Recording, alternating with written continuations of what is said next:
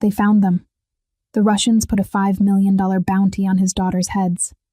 Luna and Stella, two 5-year-old girls who just wanted to play on swings, now have professional killers hunting them.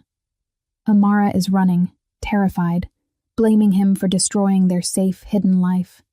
And Jae-won, the crime lord who built an empire on fear, now faces his worst nightmare, protecting the children he just met from the monsters he created. This is part 2. And trust me, nothing will ever be the same.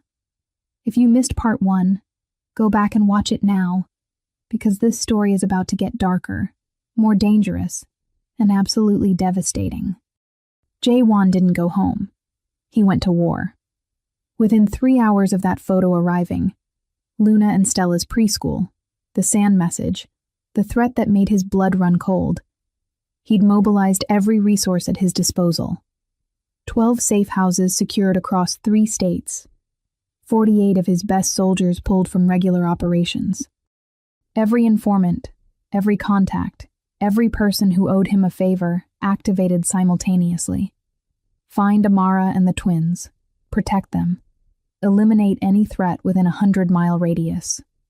He stood in his penthouse war room, surrounded by monitors showing live feeds from across the city. His underboss, Marcus, coordinated teams while Jae-won's mind raced through scenarios, contingencies, nightmare possibilities. "Sir, we've got eyes on 3 Russian crew houses," Marcus reported. "No sign of Victor yet, but his men are moving. They're looking for something. They're looking for my daughters." The words still felt surreal. His phone rang. "Miranda, tell me you found them," he said without greeting. "No, but I found something else." Her voice was tight. "The bounty didn't come from Victor. It came from someone inside your own organization." Time stopped. "What?" "Someone close to you wants those girls dead, Jae-won. Someone who sees them as a threat to your leadership, to the empire, to everything you've built." Betrayal tasted like copper and rage. "Who?" "I don't know yet. But whoever it is has deep pockets and deeper connections. The bounty went out on encrypted channels your own people use." Jae-won's hand tightened on his phone until the screen cracked. He'd expected external threats, rivals, enemies, the Russians who'd been trying to take his territory for years. But his own people?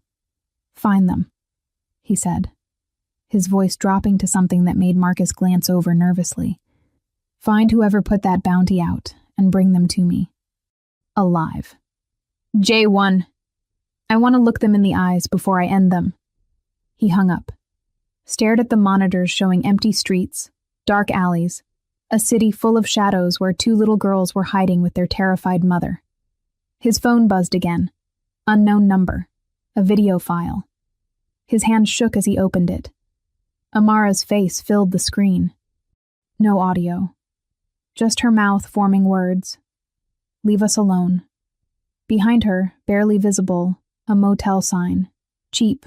Run down. The kind of place people disappeared into. But Jae-won had spent 15 years learning to read details others missed. The sign's reflection in the window behind her. The specific shade of brick visible for half a second. The distant sound of train tracks. He knew that area. East Side, Industrial District. 3 possible motels. "Marcus, get a team to the East Industrial Zone. 3 locations." He rattled off addresses. Quietly, Amara spots anyone she recognizes. She'll run again. "Boss, maybe we should let her run. Keep them moving. Keep them hidden. She's in a $20 motel with 2 5-year-olds and whatever cash she had in her purse. How long do you think she can stay hidden? How long before she has to use a credit card, make a phone call, do something that leaves a trail?" His voice hardened. "Every hunter in this city is looking for them. I'm not leaving them exposed. And if she refuses protection, she doesn't get a choice anymore." The words came out harsher than he intended, but he'd seen that photo, read that sand message, knew exactly what men like Victor did to children when they wanted to send a message. His daughters would not become casualties in his war. even if Amara hated him for it. Another call. His father. Jaewon almost didn't answer, but ignoring the old man would only make things worse. "You've made a mess," his father said without preamble. "I'm handling it." "Handling it? The entire underworld knows you have illegitimate children. Your fiancé's family is reconsidering the merger. Your own people are questioning whether you're compromised." His father's voice dripped disgust. "I raised you better than this. You raised me to value power over everything. I'm starting to think that was the mistake." Silence. Dangerous silence. "Those children make you weak. Those children are my blood. Your granddaughters." "I don't have granddaughters. I have a son who's forgotten everything I taught him about survival." The old man's voice went cold. "Weakness gets you killed in our world. You know this. So either eliminate the problem or I will." The line went dead. Jaewon stared at his phone. His own father had just threatened his daughters. The man who'd raised him, trained him, built him into the crime lord he'd become, had just put a price on Luna and Stella's heads. Something inside him shattered, then rebuilt into something harder, sharper, more dangerous than he'd ever been. "Marcus." "Sir?" "My father is no longer part of this organization's command structure. Any orders from him are to be ignored. Anyone who follows them answers to me personally." Marcus's eyes went wide. "Boss? That's a coup? A betrayal? I don't care what you call it." Jaewon's voice carried the weight of absolute authority. "My daughters are off limits. Anyone, and I mean anyone, who comes for them dies. Family or not. Understood?" "Understood." His phone lit up with a location ping. Amara, the motel. His team had found them. Relief and dread warred in his chest. "I'm going alone," he said. "That's suicide if it's a trap. I don't care. She won't talk to me if I show up with an army. This has to be just me." He grabbed his jacket, checked the concealed weapon he always carried, and headed for the door. "Sir?" Marcus called after him. "What if she still refuses?" Jaewon paused. "Then I protect them anyway, from a distance, in shadows, however I have to. And the bounty? Double it. Put 10 million on information leading to whoever set the original price. Let's see how loyal people stay when the money flows the other direction." He left before Marcus could argue. The drive to the motel took 17 minutes. Every second felt like drowning. He kept seeing Luna's face, Stella's smile, Amara's terror. The photo of their preschool, the sand message, his father's cold dismissal of their lives. By the time he pulled into the motel parking lot, something had crystallized in his mind with perfect, terrible clarity. He'd spent 15 years building an empire on fear and blood and ruthless calculation. Now he was going to burn that empire to ash if that's what it took to keep 2 5-year-old girls safe. The crime lord was done choosing power over people. Starting now. He stood outside room 12, hearing movement inside. Small voices. Amara's low, soothing tones. He knocked gently. The movement stopped. Silence. "Amara, it's me, please. Just let me talk to you." More silence. Then the door cracked open. Just an inch. Amara's face appeared, and she looked destroyed. Eyes red, face exhausted, the kind of tired that came from running on pure adrenaline and terror. "How did you find us?" Her voice was dead. "I'll always find you. That's not a threat. It's a promise. If I can find you, so can they. You need to let me help." "Help? You've done enough helping." But her voice cracked. "They're terrified, Jaewon. They keep asking why bad men want to hurt them. How do I explain that to 5-year-olds? You don't. You let me handle it." "By doing what? Killing everyone? Starting a war?" "If that's what it takes." She stared at him, really looked at him, and whatever she saw made her expression shift. "You mean that?" Every word. You'd destroy your own empire for them. I'd destroy the world for them. Amara's eyes filled with tears. 24 hours ago, you didn't even know they existed. 24 hours ago, I didn't know what I was living for. Now I do. Behind her, a small voice. Mommy, is that J1? Stella. His heart cracked. Amara looked back at her daughters, then at J1, and he watched her make a choice. She opened the door. You have 5 minutes, she said. Then I'm taking them and running somewhere even you can't find. He stepped inside. Luna and Stella sat on the bed, looking smaller than they had in the park, more fragile, like the world had taught them something terrible in just one afternoon. Hi, he said softly. Hi, Luna whispered. Stella just stared. They were scared. Of him. The realization felt like being shot. I'm sorry, he said, kneeling down to their level. I'm sorry bad things happened. I'm sorry you're scared. But I promise you, he looked at each of them, nothing is going to hurt you. Not while I'm breathing. Mommy says bad men are looking for us, Luna said, her voice tiny. They are. But I'm going to make them stop. How? Honest answer? By becoming the monster they feared. By unleashing violence so brutal it would serve as a warning to anyone who even thought about touching his daughters. But he couldn't say that to a 5-year-old. By being very, very good at my job, he said instead. Stella tilted her head. What's your job? Amara made a small sound. Jaewon met her eyes. The truth sat between them, heavy and unavoidable. I protect people, he said carefully. And right now, you two are the most important people in my whole world. More important than your job? Luna asked. So much more important. More important than anything? He thought about his empire, his reputation, his carefully constructed life. Yes, he said. More important than anything. Stella slid off the bed and walked toward him. Stopped just out of reach. Are you our daddy? The world stopped spinning. Amara's sharp inhale, Luna's wide eyes, Stella's innocent question hanging in the air like a grenade. His voice failed. Luna said maybe you are, because of the moon marks and the eyes. Stella studied him seriously. Are you? Jaewon looked at Amara. She'd gone completely white. This was her call, her truth to tell or hide. But she just stood there, frozen, leaving him alone with the most important question he'd ever been asked. Yes, he said quietly. I'm your daddy. And everything changed.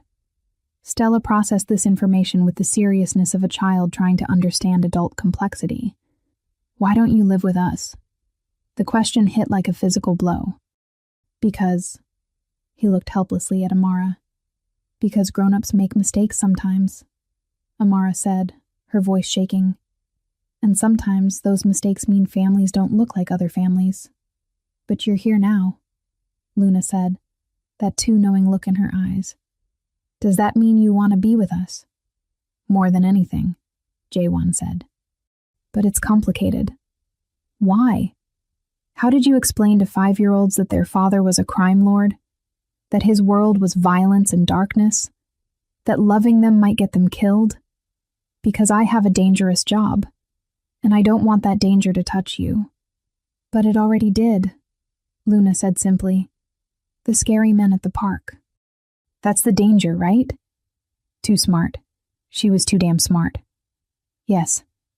So hiding doesn't work anymore. Amara made a broken sound. Luna, baby. It's okay, Mommy. I'm not scared. But her voice trembled. If he's our daddy, he'll protect us. That's what daddies do. The faith in those words destroyed him. Because what if he couldn't? What if his protection wasn't enough? What if... His phone buzzed. Marcus. We've got a problem. The Russians just hit one of our safe houses.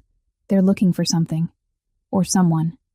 Jaewon stepped outside to call back. What happened? They tortured 2 of our men, asked about the girls, about Amara. They know we're hiding them, boss. They know we're moving pieces to protect them. Casualties? Both men dead. But they didn't talk. Died before giving anything up. 2 lives. Gone. Because of him. Because of his daughters. The math was brutal and clear. Pull everyone back to defensive positions. I want... A scream from inside the room cut him off.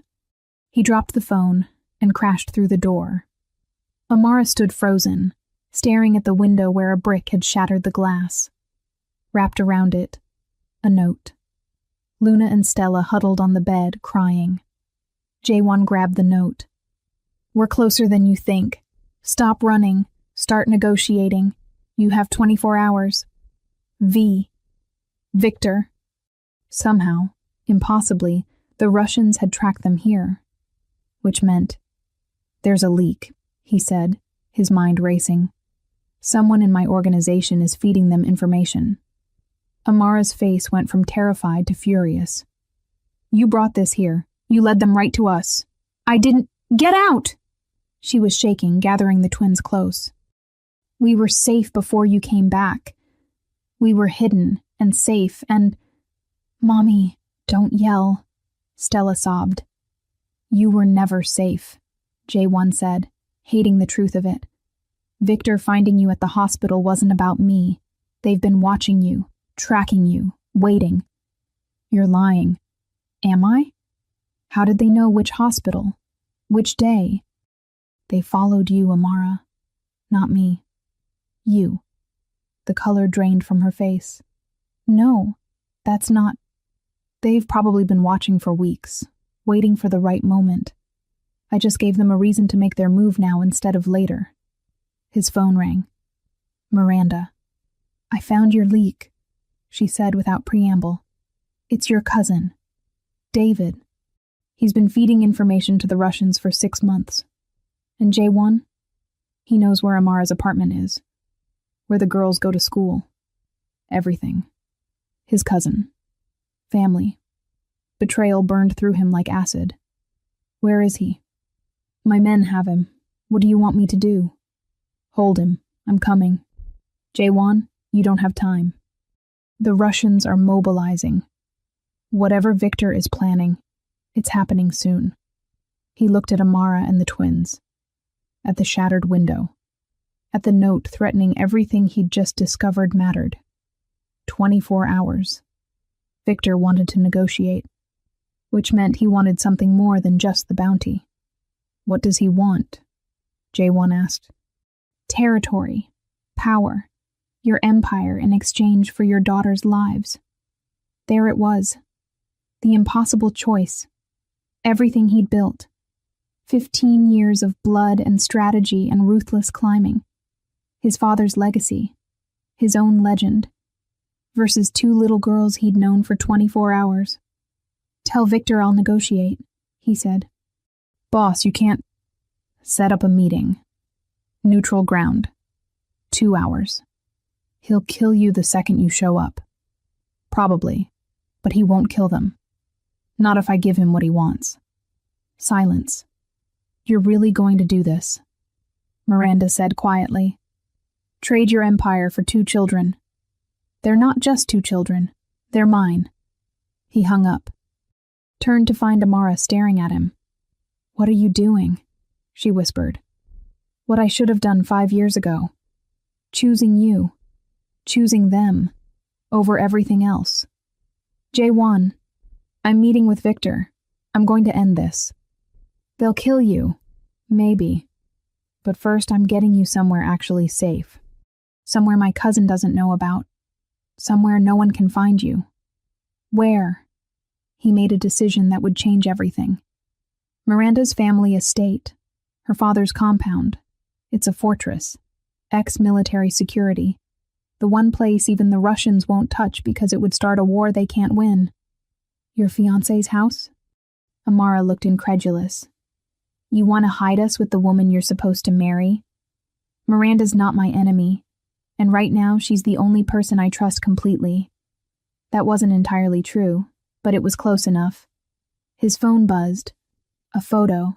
His father, tied to a chair, beaten, blood streaming from his face. Text from Victor. We have something of yours.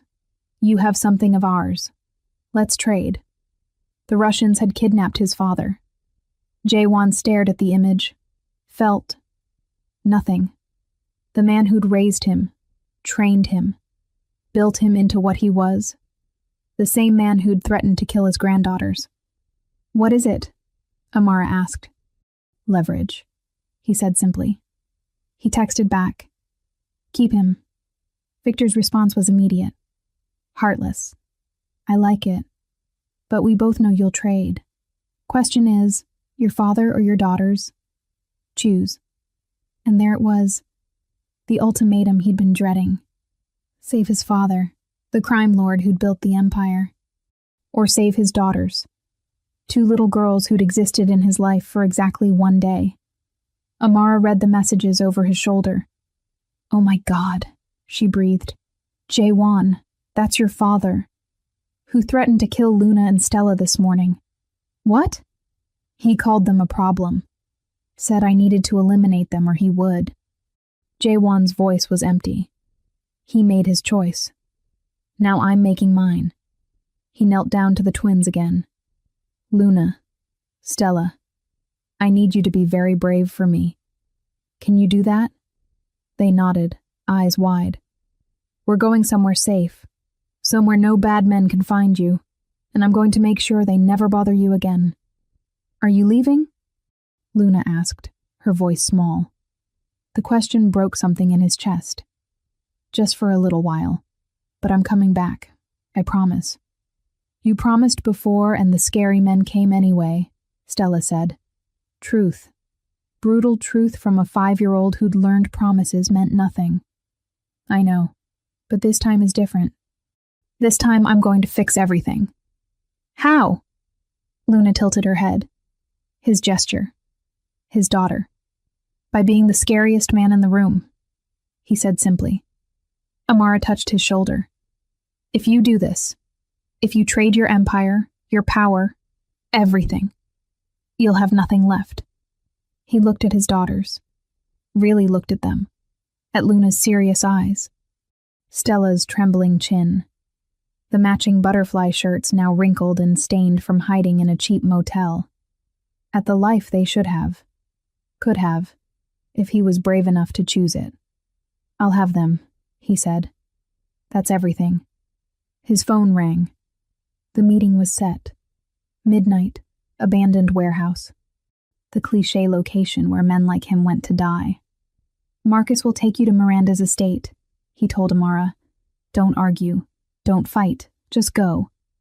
Jaewon, promise me. Promise you'll keep them safe no matter what. Tears streamed down her face. I hate you for this. For coming back. For making them love you. I know. But do you promise? Yes, I promise. He kissed Luna's forehead. Then Stella's. Breathed in their little girl smell. Memorized their faces. Be good for your mommy, he said. Come back, Luna whispered. I will. I swear it. He walked out before they could see him break. Marcus waited outside. The girls? Take them to Miranda's. Maximum security. No one gets close. And you, boss? I'm going to negotiate with the devil. You mean become the devil? Jaewon smiled. It was a terrible smile. I've always been the devil, Marcus. I just forgot for a while. What's the play? Victor wants my empire. He can have it. All of it. Boss? But first, he's going to watch me dismantle everything he loves. Everyone he trusts. Every piece of power he's accumulated. Jaewon's voice went cold. He thinks I'm weak because I have daughters? I'm about to show him what a father is capable of when you threaten his children. That's suicide. No, that's war. He got in his car. Midnight was 6 hours away. 6 hours to prepare. 6 hours to say goodbye to the empire he'd built. 6 hours to become the monster his daughters would never have to see. Because the crime lord had finally learned what mattered. and heaven help anyone who stood between him and the two little girls he'd die to protect. The warehouse smelled like rust and old violence. Jaewon arrived 30 minutes early, alone, unarmed, as Victor had demanded. That was a lie, of course. He had 3 weapons hidden on his body and a sniper team positioned across the street. Marcus had argued for more backup, but Jaewon had refused. This was his mess, his war, his choice. The Russians arrived exactly at midnight. 5 black SUVs, 20 armed men. Victor stepping out like he owned the world. Maybe he did, after tonight. Jaewon Park, Victor called out, his accent thick with mockery. The great crime lord, coming alone to negotiate. How touching. You have something I want. I have something you want. Let's talk. Victor smiled. Always so direct. I appreciate that. He gestured. 2 of his men dragged someone forward. Jaewon's father. The old man looked broken, beaten, but his eyes still burned with that familiar fury. Weakness. His father spat blood. This is what love makes you. Weak. Jaewon didn't respond. Victor watched the exchange with interest. No tearful reunion? No rage? You really don't care about Daddy Dearest, do you? I care about ending this. State your terms. So, businesslike. Fine. Victor pulled out a contract. Actual paperwork, like they were closing a real estate deal instead of trading lives. Your territory. All of it. East Coast operations, West Coast connections, your shipping routes, your political contacts, everything you've built. Sign it over to me, and your family walks away. My family, Jaewon repeated. The woman, the little girls, your father, all safe, all alive, all yours to keep in whatever pathetic life you build afterward. His father laughed bitterly. You're actually considering this. Trading 15 years of work for some bastard children you didn't know existed 48 hours ago. They're not bastards, Jaewon said quietly. They're mine. They're leverage. They're weapons your enemies will use to destroy you. They're 5 years old. They're a mistake. Something in Jaewon snapped. He walked toward his father. Victor's men tensed, hands on weapons. Jaewon knelt down, looking the old man in the eyes. You're right, he said softly. They are a mistake. My mistake for not knowing about them sooner. My mistake for building a life where having a family meant painting targets on them. My mistake for becoming exactly what you made me. A man who valued power over people. Then you understand. But that's over now. I'm done being that man. His father's expression shifted from rage to something like fear. You're serious. You're really going to give him everything. For Luna and Stella? Yes. For Amara? Yes. For the chance to be something other than a crime lord my daughters are terrified of? Absolutely yes. He'll kill you anyway. The second you sign, he'll put a bullet in your head. Probably. Jaewon stood. But they'll be safe. That's all that matters.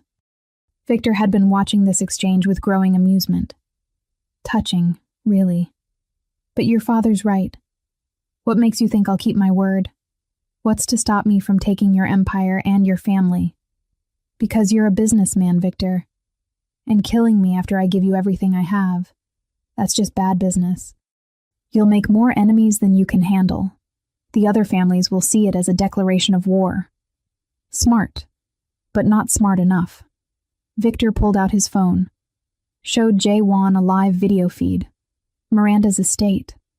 Amara and the twins visible through a window. Jaewon's blood turned to ice. You think I'd leave them unguarded? Victor laughed. I have men positioned outside. One phone call and they breach the compound. Your precious daughter's dead in minutes. If you hurt them, you'll what? You're unarmed, surrounded, and about to sign away every ounce of power you have. Victor's smile was cruel. This is what checkmate looks like, Park. I don't just want your empire. I want you broken, on your knees, begging. The warehouse fell silent. Jae-won's mind raced. His sniper team could take out Victor, but not before the call went through. His hidden weapons were useless against 20 armed Russians. Every play he had ended with his daughters in the crossfire. Unless... You're right, he said quietly. This is checkmate. You win. He pulled out a pen, reached for the contract. His father made a sound of disgust. Pathetic. Victor's grin widened. Now that's what I like to see. The mighty fallen. Sign every page, Park. Make it legal.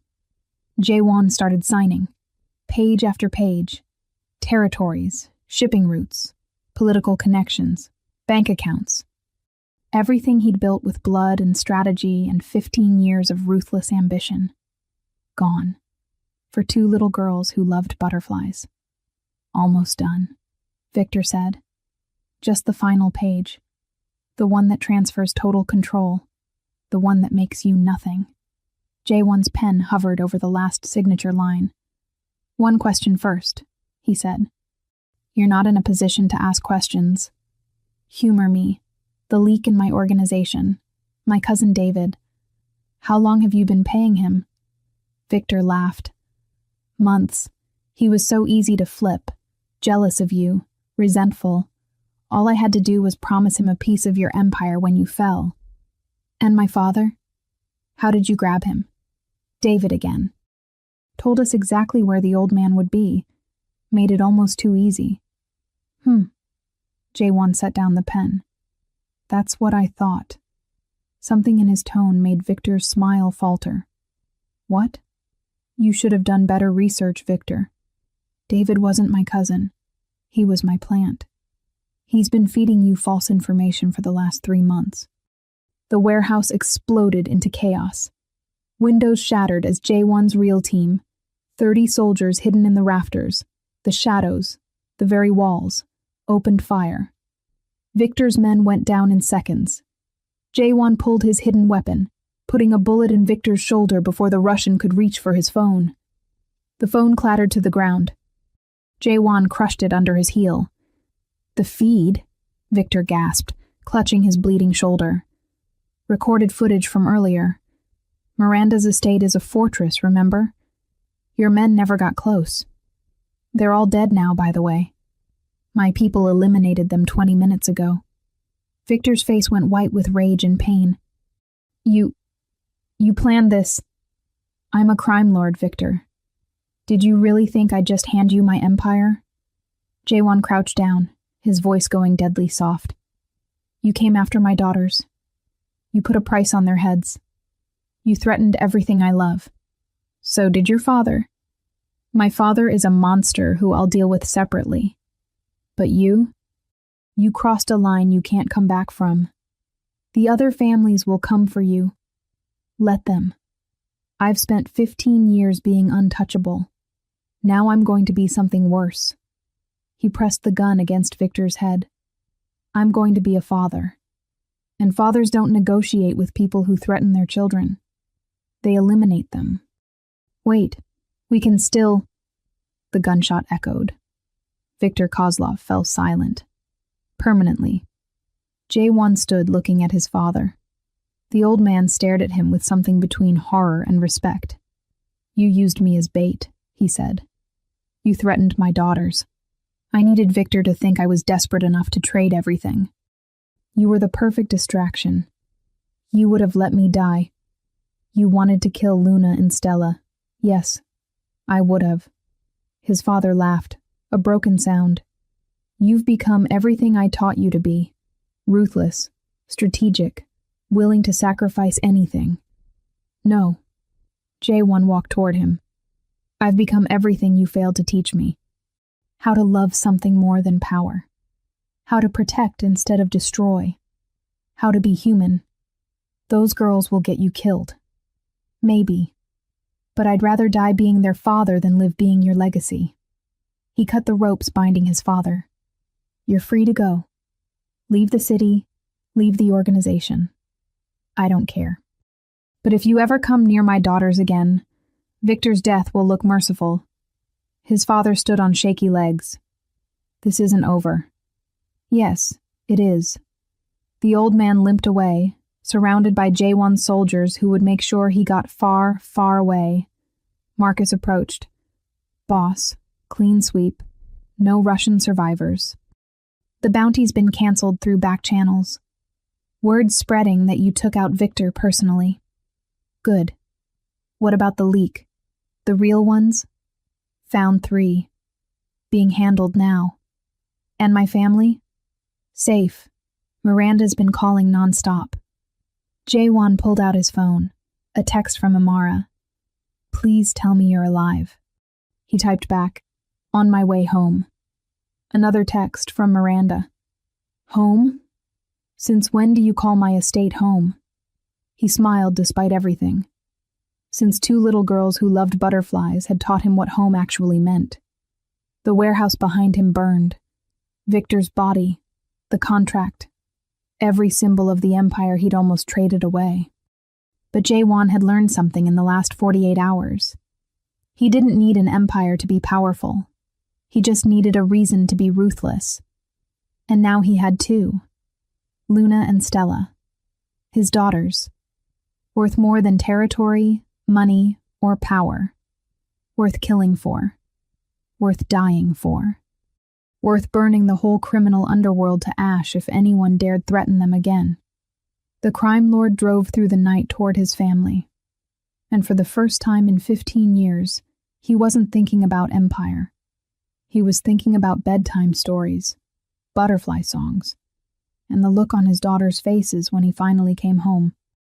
Because he'd made a promise.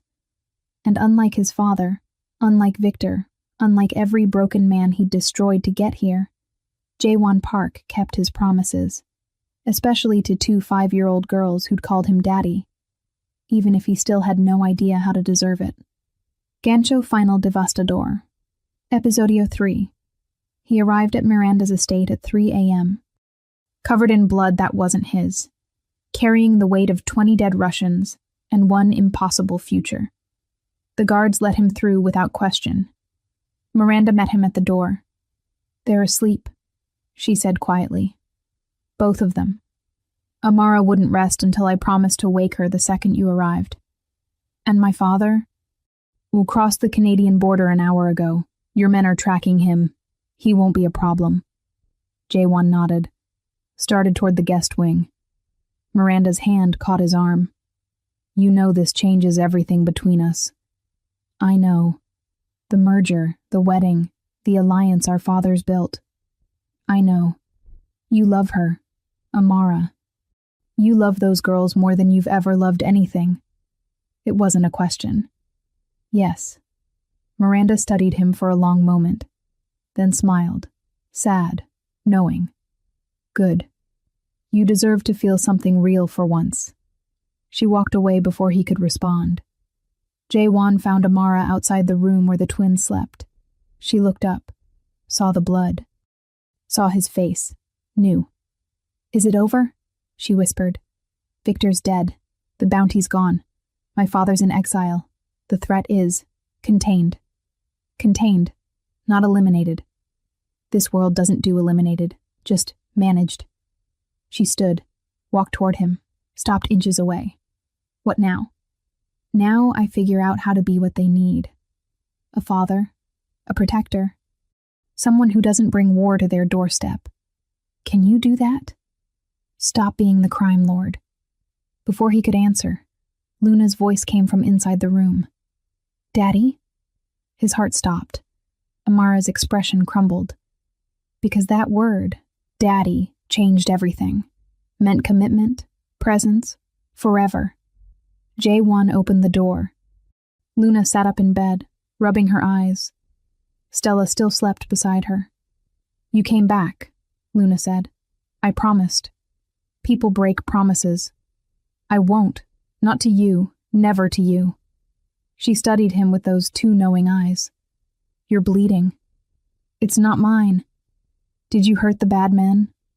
Truth or comfort? What did you tell a 5-year-old about violence committed in her name?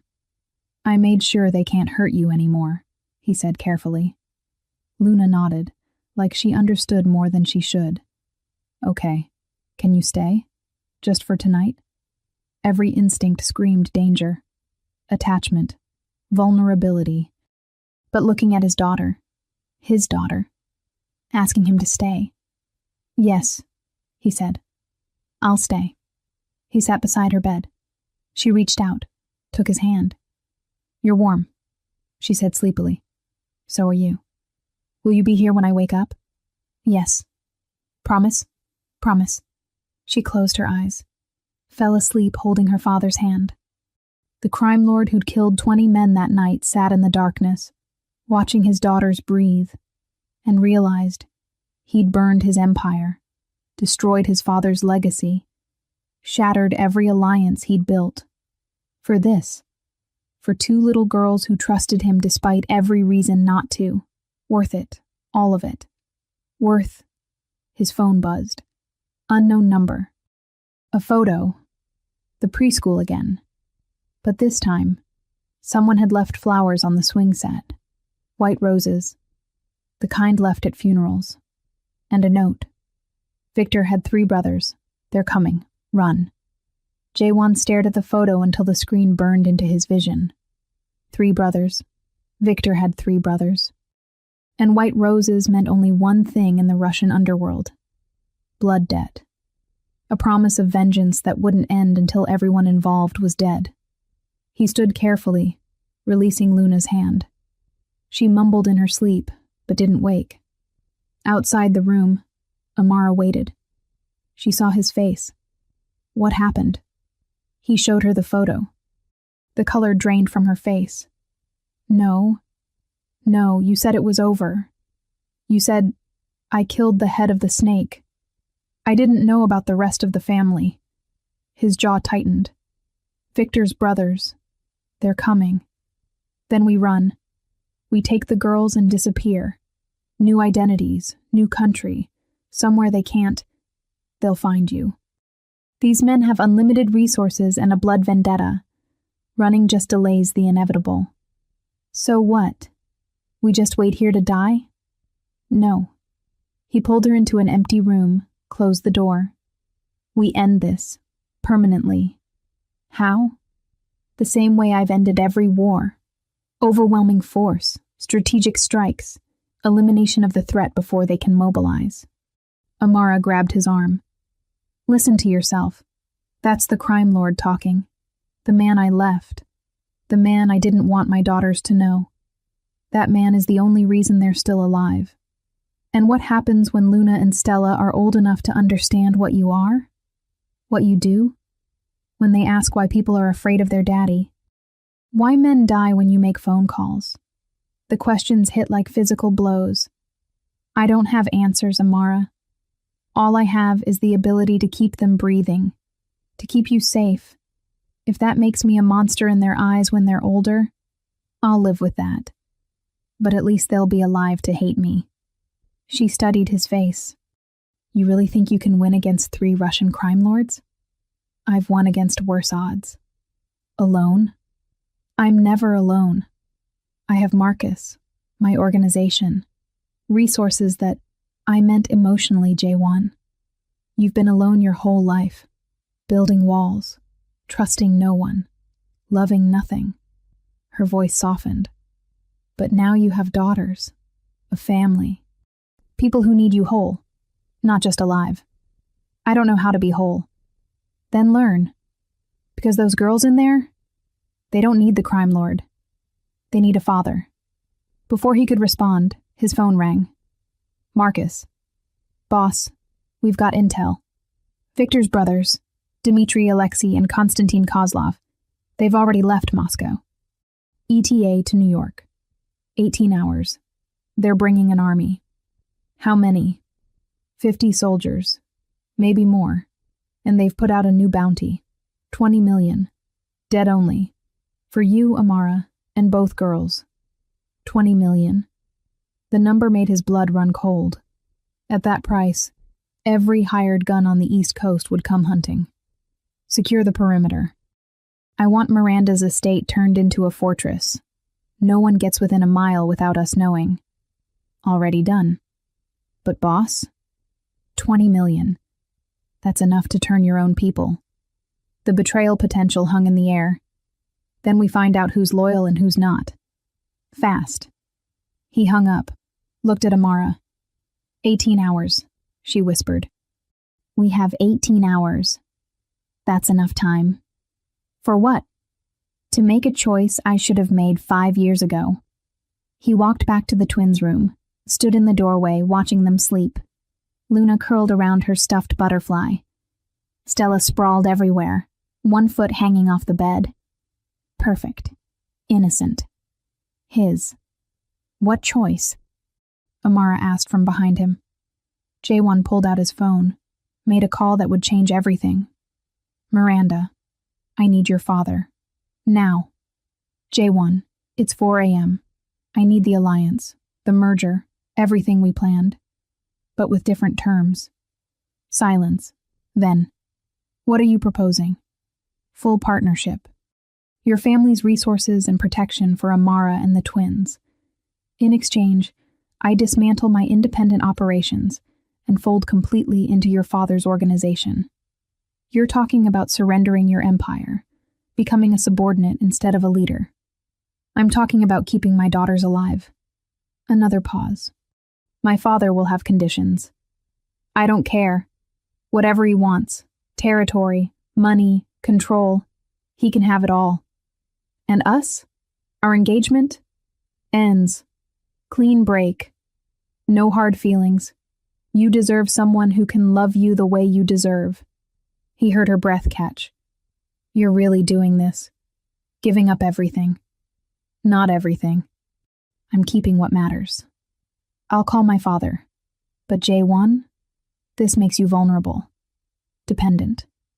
Everything you've spent 15 years avoiding. I know.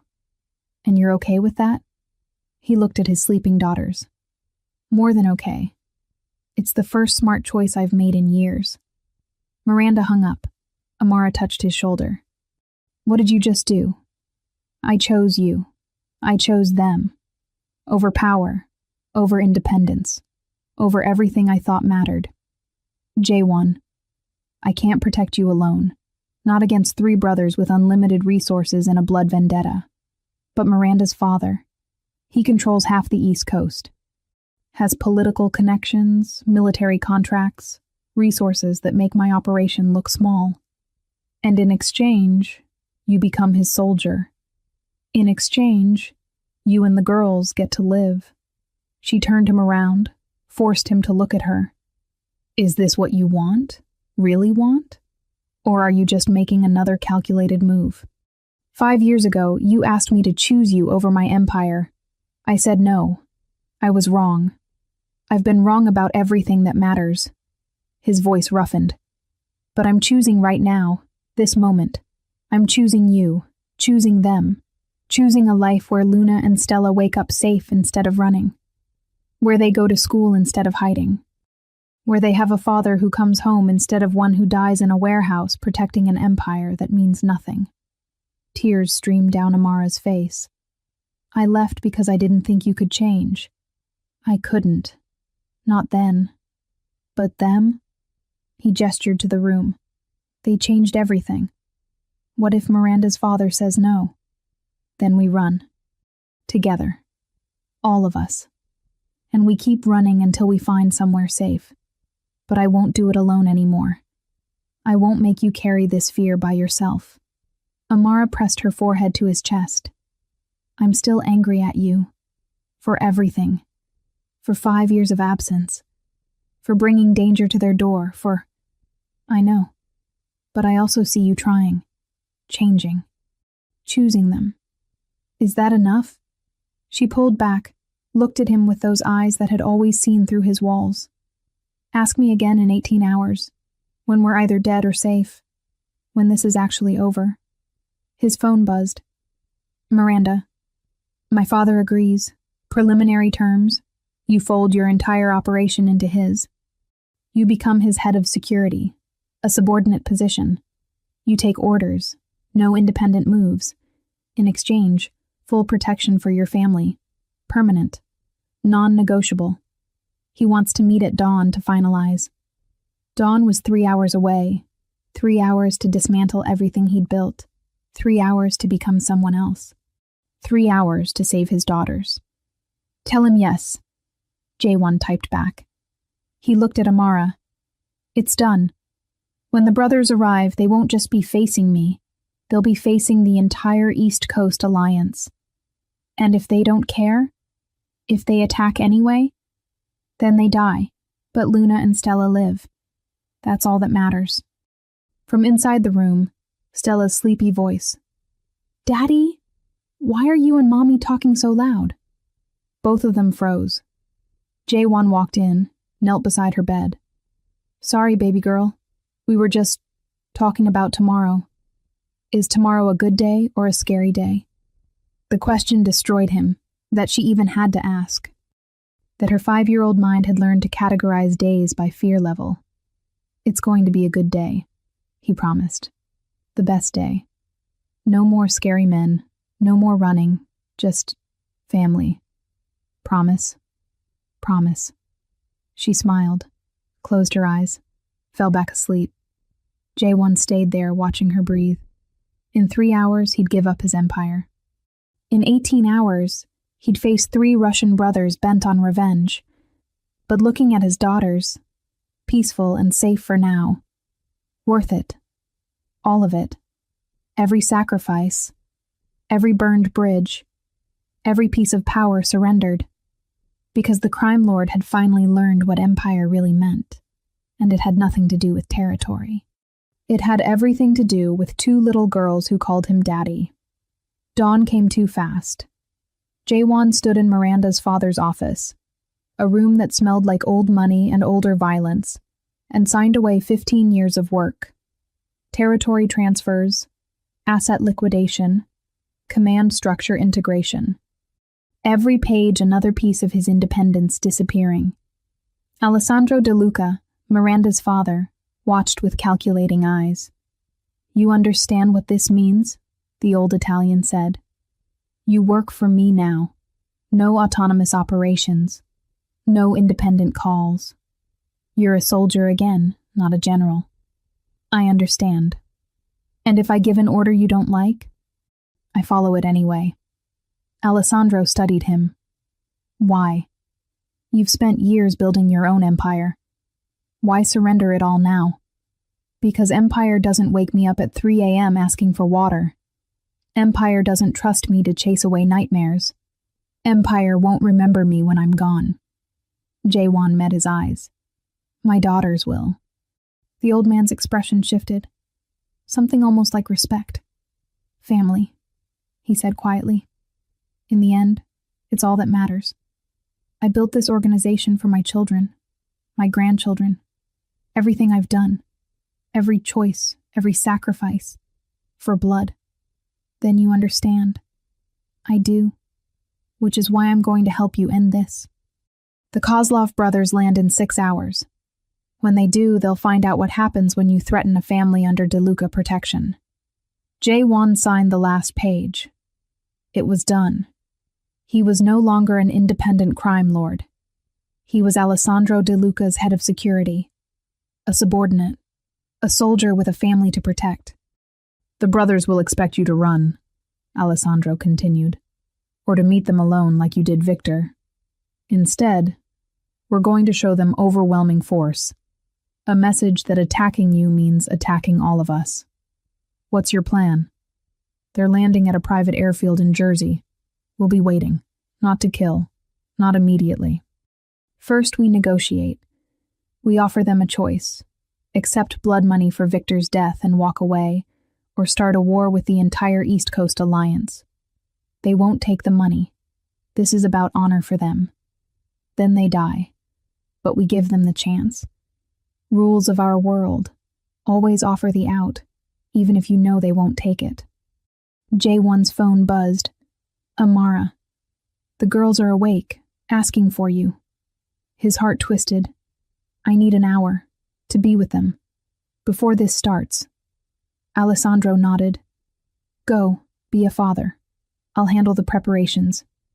Jae-won found the twins in the estate's garden. Luna was examining flowers with scientific precision. Stella chased butterflies with determined joy. Amara sat on a bench watching them. She looked exhausted.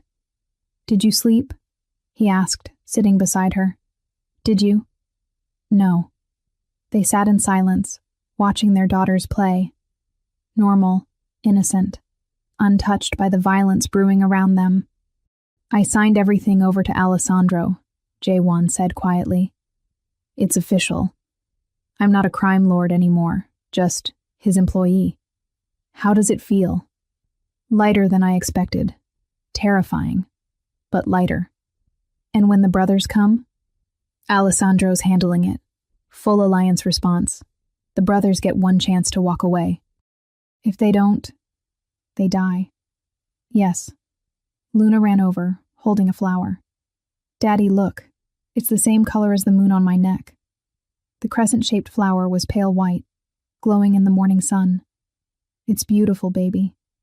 Can we plant these at our house? When we go home?" Home. The word hung between them all, because they didn't have a home. Not really. Amara's apartment was compromised. His penthouse was a fortress, not a home. Everything was temporary, dangerous, uncertain. "Tell you what," Jae-won said. "When this is over, when it's really over, we'll find a house with a big garden, and we'll plant a whole field of moonflowers. Promise?" That word again. The word his daughters weaponized without knowing it. Promise. Stella ran over. "I'm hungry. Can we have pancakes?" "I think the kitchen can manage that," Amara said, standing. "Come on, girls." "Daddy too?" Luna asked. "Of course, Daddy too." They walked inside, this strange constellation of a family. Jae-won made pancakes, badly, while the twins helped by making an enormous mess with flour. Amara laughed for the first time in days, watching him try to flip one and having it land on the floor. "You're terrible at this," she said. "I'm learning." "Daddy's pancakes look like butterflies," Stella announced, pointing at the misshapen disaster on her plate. "Very abstract butterflies," Luna added seriously. They ate together, laughed, had a moment of pure, perfect normalcy. Then Jae-won's phone rang. "Marcus." "Boss, they're early. The brothers landed 20 minutes ago. Alessandro's team is moving to intercept." The pancakes turned to ash in his mouth. "I have to go," he said. The twins' faces fell. "But you just got here," Stella said. "I know, baby. But I have to handle something. Then I'll come right back. I promise." "Another promise," Luna said quietly. "You make a lot of promises. And I keep them. All of them." He kissed both their foreheads. Met Amara's eyes. "If something goes wrong..." "Nothing's going wrong. You made a deal. Alessandro has an army. The brothers are outnumbered. This ends today. But if it doesn't, then I'll protect them, like I've been doing for 5 years. But Jae-won," she touched his face. "Come back. Don't make me raise them alone again. Don't make them grow up wondering if Daddy loved them enough to stay alive." He pulled her close, kissed her like it might be the last time. "I love you," he said. "I never stopped. I was just too stupid to choose you when it mattered. Then choose me now. Choose us. And come home." "I will." He left before the twins could see him break. Marcus waited with an armored SUV. "Alessandro's at the airfield with 50 men. The brothers brought 30. We have them outnumbered and outgunned. That won't matter if they're willing to die for honor. Then we make sure they die fast." The drive took 40 minutes. Every minute, Jae-won's mind played scenarios, outcomes, possibilities. Most ended with blood. Some ended with him dead. None ended with everyone walking away. They arrived to find Alessandro's men surrounding a private hangar. Inside, 3 men who looked exactly like Victor. Same cold eyes, same cruel mouths, Same dangerous presence. Dmitry, Alexei, and Konstantin Kozlov, Victor's brothers, here for vengeance. Alessandro stood facing them, calm and controlled. "Gentlemen," he said, "we have a situation to resolve." Dmitry, the eldest, smiled. It was Victor's smile, the one that preceded violence. "You killed our brother. He came after my associate's children. He made a choice. He paid for it. And now we make our choice, blood for blood, the old way. Or," Alessandro said calmly, "you take $10 million and walk away. Blood money for your loss. Enough to expand your Moscow operations. Enough to make Victor's death profitable instead of pointless." The brothers looked at each other, laughed. "You think we came for money?" Alexei, the middle brother, stepped forward. "We came for his head." He pointed at J1. "And the heads of his whore and his bastard children." J1 moved before anyone could stop him. 3 steps, 1 punch. Alexei's nose shattered with a wet crack. Guns cocked everywhere. 50 weapons pointed at the brothers. 30 pointed back. One movement from anyone and the hangar would become a massacre. "Call my daughters bastards again," J1 said quietly. "And I'll do to you what I did to Victor." Slowly. Alessandro didn't move. "Stand down, J1. This is a negotiation. They just threatened to behead my children. Negotiation's over." Dmitry wiped his brother's blood from his face, smiled wider. There it is, the real J1 Park. Not the broken man trying to play father, the killer, the monster. You have no idea what kind of monster I can be when someone threatens my family. Show us. The air crackled with violence about to explode. Then, a phone rang. Konstantin's phone. He answered, listened. His face went pale. "What?" Dmitry demanded. "Our operations in Moscow. They're gone, burned. Every warehouse, every safe house. All of it. Simultaneously." The brothers stared at each other, then at Alessandro, who smiled. "I made calls while you were in the air. Contacted associates in Russia. Made it clear that if anything happened to J1 Park or his family, your entire empire would disappear. You landed 20 minutes ago. Your empire started burning 21 minutes ago." His voice went cold. "So here's your actual choice. Take the 10 million and rebuild in Moscow, or die here and leave nothing behind. Choose fast." The silence stretched like razor wire. Finally, Dmitry spoke. "We take the money." Just like that. Over. "Smart choice," Alessandro said. "The funds will be transferred within the hour. You leave immediately. You never return to American soil. You never speak the names J1 Park, Amara Baptiste, Luna, or Stella again. Break any of these terms, and what happened to your Moscow operations will look like mercy." The brothers nodded. Defeated. Their honor bought for 10 million, and fear of total destruction. They left without another word. J1 stood there, barely breathing. It was over. Actually over. The threat. The bounty. The blood vendetta. Over. "Go home," Alessandro said quietly. "Go be with your daughters. You've earned it." J1 drove back to the estate in a daze. Walked inside. Found Luna and Stella in the garden again. They ran to him. "Daddy, you came back." "I promised, didn't I? Is the scary stuff over?" He knelt down, pulled them both close. "Yes, baby. It's over. No more running, no more hiding. Just us. Forever. Forever." Amara stood watching, tears streaming down her face. "It's really over?" she whispered. "It's really over." She collapsed into his arms, and for the first time in 5 years, maybe in his entire life, J1 Park felt something he'd never experienced. Peace. 3 months later, the house had a garden full of moonflowers. Jaewon pushed Stella on the swing while Luna showed him her butterfly collection. Normal. Safe. Home. Daddy, watch me. Stella flew through the air, fearless. His heart clenched. She trusted him completely now. Amara appeared with lemonade, smiling that smile he'd fallen in love with years ago. Girls, snack time. They ran inside, leaving him alone with the woman he'd almost lost forever. Happy? She asked quietly.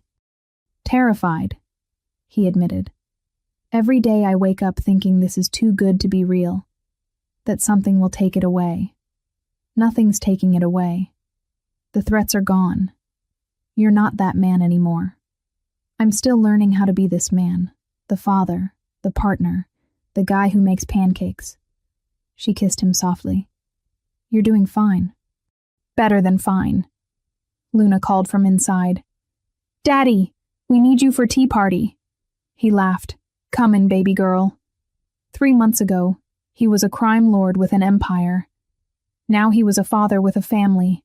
He'd traded everything and gained the whole world. Daddy, come on! Stella yelled. I'm coming. Amara took his hand. Welcome home, Jaewon. Finally, after 15 years of darkness, he was exactly where he belonged. Home.